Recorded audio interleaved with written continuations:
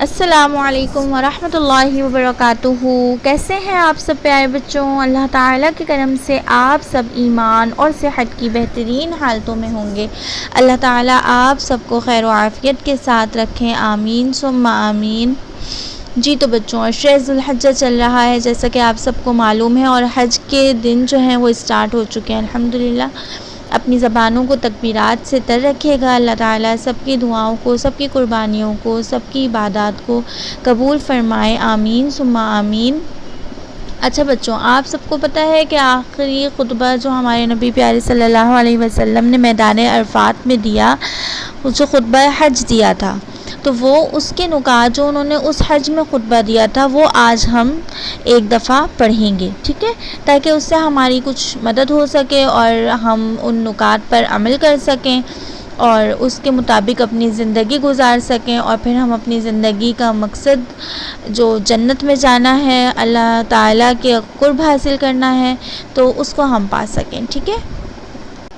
پیارے بچوں، میدان عرفات میں حضرت محمد صلی اللہ علیہ وآلہ وسلم نے جو خطبہ حج دیا تھا، آئیے سب مل کر اس خطبے کے اہم نکات کو پڑھ لیتے ہیں، ٹھیک ہے؟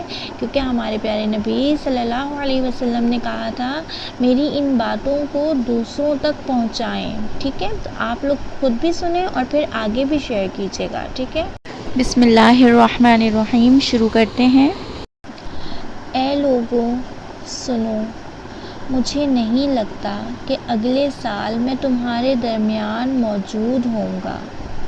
میری باتوں کو بہت غور سے سنو اور ان کو ان لوگوں تک پہنچاؤ جو یہاں نہیں پہنچ سکے۔